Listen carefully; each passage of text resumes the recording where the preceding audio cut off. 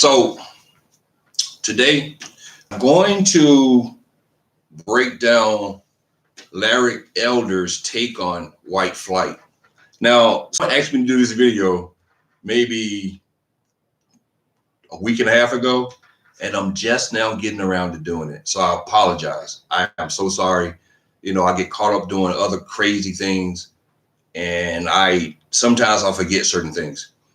But I didn't mean to forget it. I just on a snowy day in New England. Here we go. From her old South Side Chicago neighborhood when she grew up. And she implied it was totally because of anti-black white racism. But unbeknownst to us, we grew up in the period, as I write, called white flight. Yeah. That is families like ours, upstanding families like ours, who were doing everything we were supposed to do and better. As we moved in, white folks moved out because they were afraid of what our families represented. And I always stop there when I talk about this out in the world because, I want to remind white folks that y'all were running from us, because this family, with all the values that you read about, you were running from us, and you still running. Now, I'm 12 years older than Michelle Obama, and I witnessed my neighborhood transitioning from white to black as well. We were the second black family on my block in 1959 when my parents moved from Pico Union to South Central.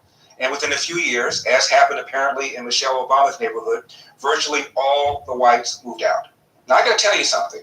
I went to a high school, Washington High School, where maybe a third to 50% of the students were white.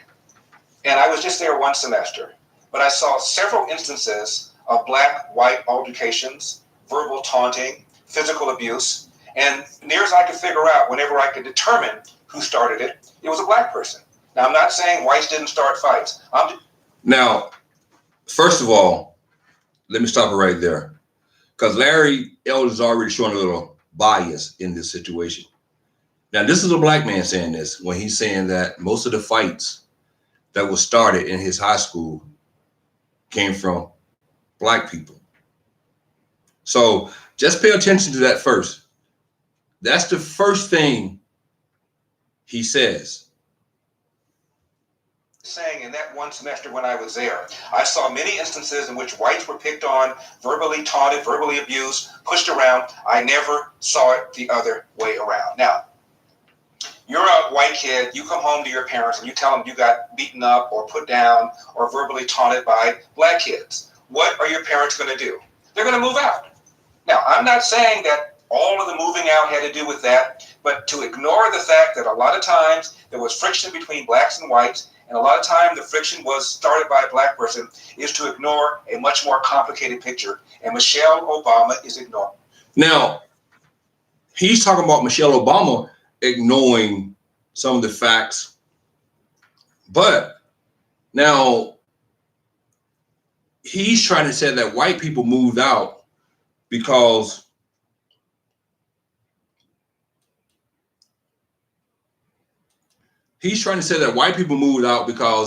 their kids was coming home complaining that the black kids was picking on them.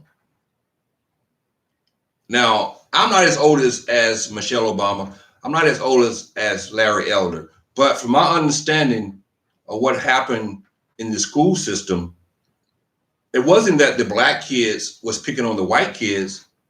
The white kids actually was picking on the black kids because they was integrating into white neighborhoods. But let's go on and listen to Larry Elder some more. The reality. Let me give you another example. First day high school, Washington High School. I'm eating lunch by myself.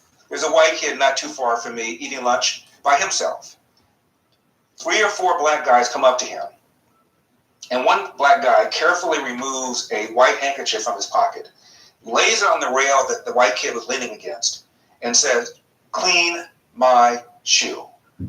And the white kid says, "Excuse me?" And the black guy said, "I said, shine my shoe." And the white kid said, "Why should I shine your shoe? I don't even know you. I haven't done anything to you." And the black guy looked at the clock, pointed to it, and said, "When that clock strikes 1 o'clock. The bell's going to go off. If that bell goes off and you haven't shined my shoe, I'm going to kick your you know what. Tick, tick, tick. More and more people started gathering around, and the white kid refused to shine his shoe. Now, the more I listen to this right here, the more I tend to think that Larry Elder is really just being really biased from his commentary, because we all know back in the 50s and in the 60s, when they integrated black kids into white schools, who was the aggressor? White kids was the aggressor because they didn't want the black kids there. So they was more aggressive than the white kids. So I think Larry is kind of embellishing a little bit here to protect his side of the coin. But this is the problem we have with Candace Owens and Brandon Tatum and people like this. They don't tell the whole truth. They only tell the part they want to tell. Because I can't believe that he's saying that majority of the fights that started in his school was because black people was picking on white people. That's BS. That is totally BS. The bell went off, and the black kid balled his fist up and hit that white kid in the face. And let me tell you something. When somebody gets hit in the face in real life, it doesn't sound like television. It sounded awful. But this white kid knew some form of martial art or something, and he assumed some sort of fighting position and started beating the crap out of this black kid. And then the black kid's friends jumped in, and pretty soon the white kid was fighting off 2 or 3 people, and then pretty soon more people jumped in, and pretty soon the white kid started running, and a stream of all black people were following him.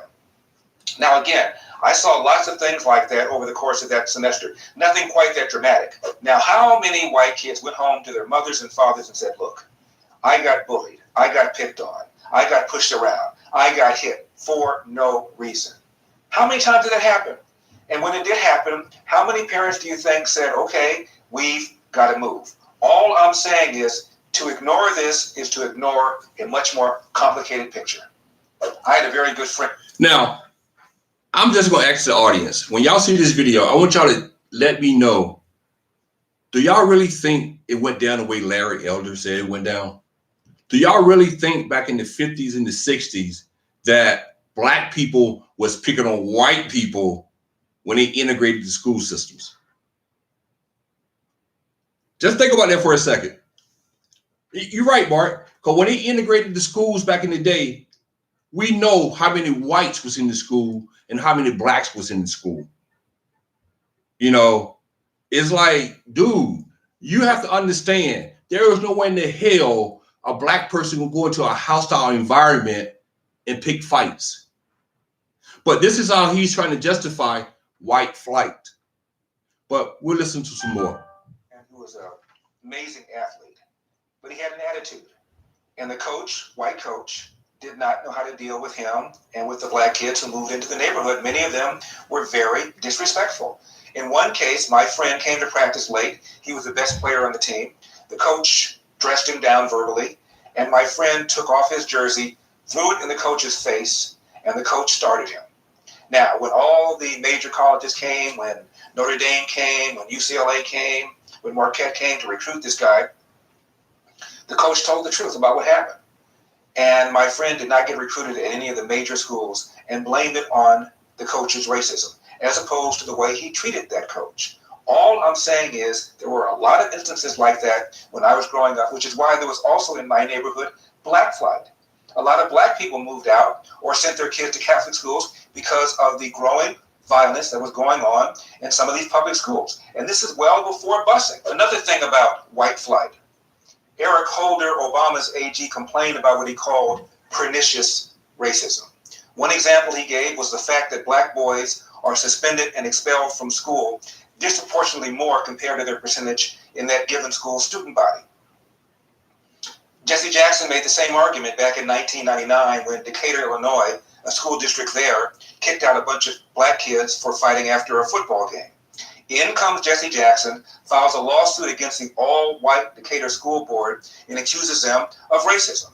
The Decatur School Board, however, defended itself by pointing out, irrespective of the race of the school board, irrespective of the race of the teacher, all across America, black boys are disproportionately kicked out or suspended from school.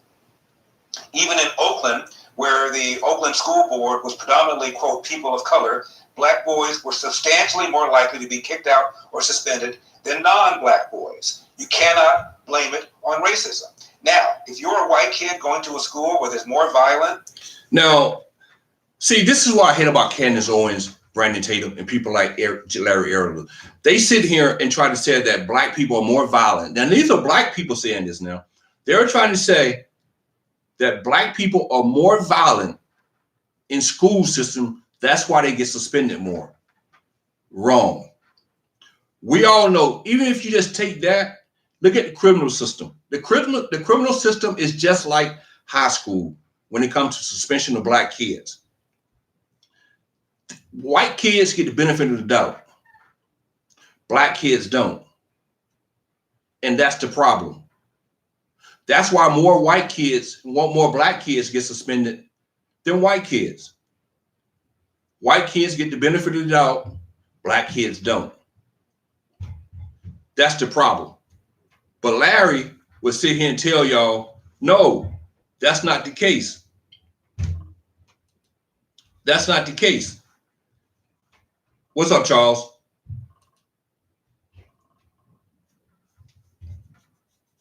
No, that's not the case. And it's to the point where, I'm sorry, there is a disparage because of the way we are treated.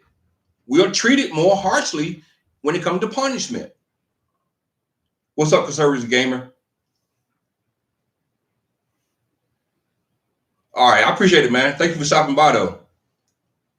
And Charles, I wasn't ignoring you, man. I see you, man. Thank you for stopping by, too. I'm sorry I was in the middle of talking, man.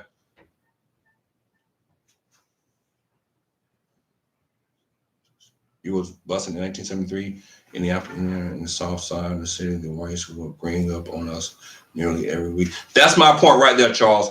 That's what I was talking about. But Larry is saying that the blacks was ganging up on the whites at that time when we was integrating the school systems. And how many white people you know that they actually took from the white community and bust into the black community? Not too many. It was really the other way around, where we took black kids and bust them into the white schools. So if black kids are outnumbered, why would they want to start trouble? They don't. The only reason they started trouble if they was picked on, you know. But you got people like Larry Elder, Candace Owens, Brandon Tatum. They ignore the facts. They ignore those facts. They want to talk about those. But let's listen to more Larry. And black kids are disproportionately kicked out, and you go home and you tell your parents about this, what do you think your parents are going to do? Back to Michelle Obama. In 2008, when her husband was running for president, they were interviewed by Steve Kroft of 60 Minutes. Kroft asked her the following. This is a tough question to ask, but a number of years ago, Colin Powell was thinking about running for president. And his wife, Alma, really did not want him to run. She was worried about some crazy person with a gun. Mm-hmm. Has that been a factor? I mean, have you talked about that? Is that something that you think about? I don't lose sleep over it because the realities are that, you know, as a black man, you know, Barack can get shot going to the gas station. So she's admitting that her neighborhood is dangerous. Again, does that at all contribute to what you complained about? White flight? Now let's talk about education. Michelle Obama says that she went to a public school, and that's true. However, she did not go to the local public school. She was on a bus 3 hours a day to go to what essentially was a Chicago magnet school in order to avoid the inferior local school.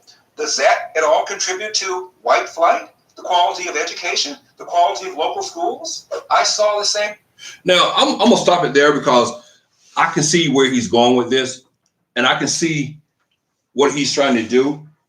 Basically, what Larry's trying to do is saying that white people didn't leave the inner cities because of them not wanting to live around black people. He's basically saying that they left the inner cities is because black people was behaving badly. That's what Larry is trying to say, which is a bunch of BS. White people did not want to live around black people back when they started integrating these neighborhoods. That's why they started moving out into the suburbs even farther out, because they did not want to accept black people living in their neighborhoods. But like I said, if you listen to Larry, you would think that every black person who moved into white people neighborhoods was the most awful, the criminals, the bad people, all of that, if you listen to Larry. And that wasn't the case. White people moved out strictly because they did not want to live around black people. Because at that point in time, when they started integrating the neighborhoods, the racial tension was still high in this country, you know, and it's insanity.